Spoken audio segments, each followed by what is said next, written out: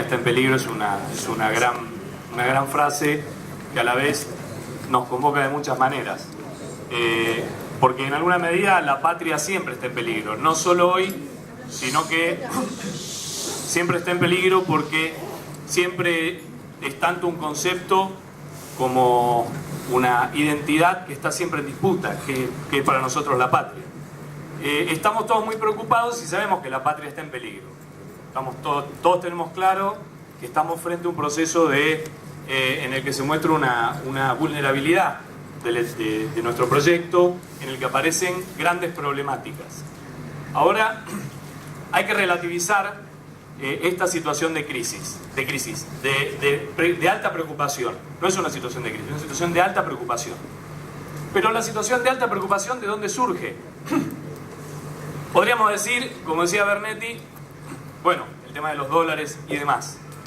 Pero tenemos que decir que si hemos llegado a este momento de preocupación por la situación de especulación contra la moneda, y como también decía Bernetti, esto viene de largo, es porque hemos hecho muy bien las cosas.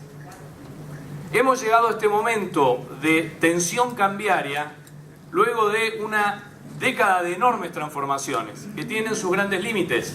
Pero hemos llegado aquí tensionados por un proceso de crecimiento. Sabemos que gran parte de los problemas del balance de pagos en términos del balance de divisas están dados por el incremento del consumo de combustibles y de una política tardía, pero una política realizada de transformación de la matriz y de la propiedad y de la gestión de los recursos naturales, con una política de enorme trascendencia como fue la recuperación de YPF. Entonces, si estamos en este punto, es porque hemos mantenido la senda de transformación, dirigiéndola a buscar los modos, siempre en peligro, siempre en la cornisa de transformación de nuestra realidad. Esto es algo que tenemos que tener en cuenta porque si no vamos a ver una especie de vaso medio vacío, y lo que está ocurriendo es que por haber hecho las cosas como corresponde o de la mejor manera posible en el escenario que se vivió durante estos años en el que nos fuimos transformando, porque el kirchnerismo ha tenido una transformación a través del tiempo y este espacio es fruto de una fractura y de un parto muy grande en lo que fue la propia identidad en lo que sería uno de los picos de definición de la etapa política actual. Entonces, ¿podemos decir que cosas se han hecho tardíamente o que faltan hacer? Por supuesto que sí. Podríamos haber evitado esa excesiva confianza en la burguesía nacional y entregarle a una parte de YPF a tipos que terminaron siendo más funcionales a la devastación y al incremento de los costos y a la pérdida de soberanía energética, y podríamos haber estatizado antes. La asignación universal por hijo podría haberse aplicado antes si hubiéramos tenido mucho más en cuenta que los núcleos estructurales de la pobreza eran muy difíciles de atacar confiando solamente en un mercado de trabajo que entre la década del 70 y la década del 90 sufrió transformaciones estructurales, entre ellas lo que llamamos la elasticidad empleo-producto, en donde cada punto de producción genera mucho menos empleo, genera sensiblemente menos empleo que en la década del 70, en donde el crecimiento y la atracción del mercado de trabajo eran integradores sociales. De allí que en la década del 90 aparecieran nuevas estructuras sindicales como la CTA en la que confluían trabajadores sindicalizados formales con movimientos sociales. Entonces, esta es la primera cuestión que nosotros tenemos que tener en cuenta. La etapa actual forma parte de uno de los desafíos más duros de los éxitos de esta etapa.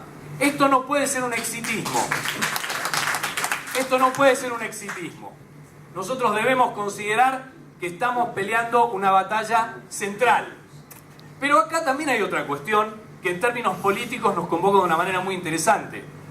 Este tipo de núcleos problemáticos, como es el que por ahí diaman, y lo miro a Bruno Capra porque lo voy a citar en un momento, los nudos estructurales que tienen que ver con podríamos decir, la estructura productiva desequilibrada, como decía Diaman. La derecha, que se reproduce, los sectores dominantes que se reproducen con esta lógica, nos lo exponen como un trauma. Tiene el formato de un trauma. Es imposible ponerlo en discurso. Hay flashes, dólar, crisis,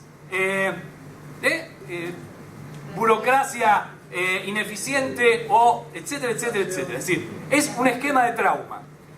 Sin embargo, la pelea que hoy está dando el gobierno, hoy uno de la punta de esa pelea, desde luego, son desde el punto de vista de la gestión, Capitanich y Kicillof, y le están dando duro por esta cuestión, porque están avanzando en conjunto con, esto es una problemática en términos de gestión de todo el gabinete, de Cristina para abajo, de toda la gestión pública.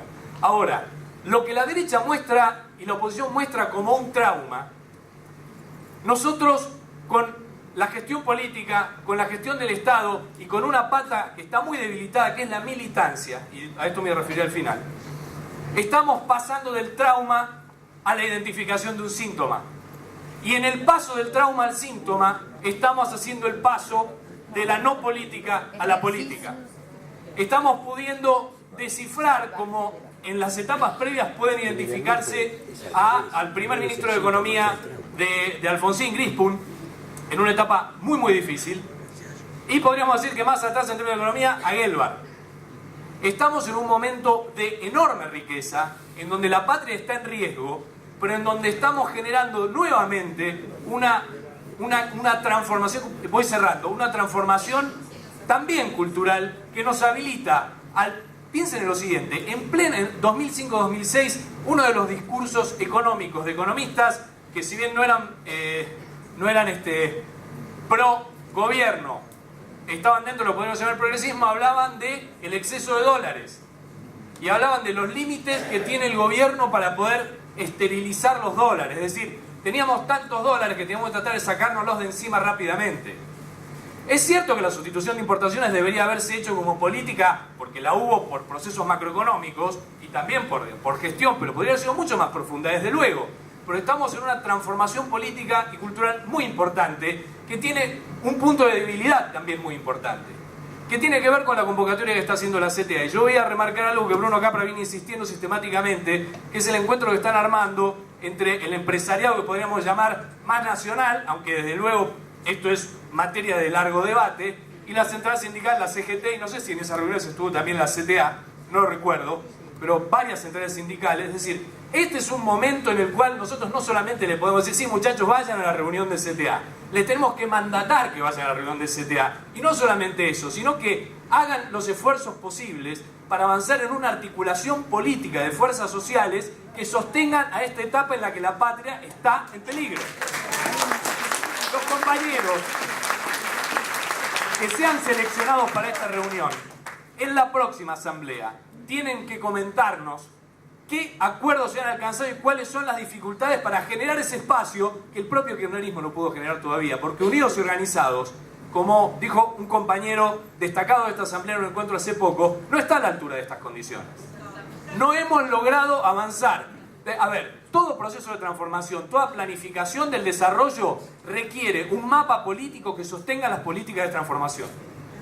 Está claro que si las exportadoras de granos no iban a liquidar un solo dólar en febrero y ahora liquidan 2.000, es porque le han dicho, a ver, no sé si entienden el mensaje, o liquidan o liquidamos un negocio, digamos. Seguramente esto ha pasado en alguna mesa que ha puesto a esta gente. Ahora, ellos siguen formando parte de esa problemática, de esa restricción estructural que durante la década de lo que fue la liquidación de la Junta de Granos en adelante se ha ido fortaleciendo a escala global. Entonces, nuestro punto principal de debilidad, y debemos marcarlo, es la organización. No podemos confundir, como dijo Carlos Girotti en algún momento, militancia con gestión del Estado. Tenemos que ser capaces de generar un movimiento político para sostener este proyecto, y esto no puede ser solamente discurso, sino que tiene que ser una estrategia que nos permita articular fuerzas políticas de sostenimiento, incluso en disenso con personajes que no forman parte de este plano político, de este sello político, pero que están planteando reivindicaciones de relevancia. Está la patria en juego, pero en ese estar la patria en juego, en peligro, también por eso mismo está la posibilidad de seguir avanzando en este proyecto que atraviesa momentos muy complejos, pero que se deben a su éxito y a las nuevas, digamos, vallas que tenemos que superar de aquí adelante. Yo creo que los compañeros que vayan a esa reunión tienen que ir con el mandato de acordar de llevar adelante una estrategia de mediano y largo plazo de articulación política con y sin la venia del gobierno. Con y sin la venia del gobierno. ¿Sí? Compañeros, gracias.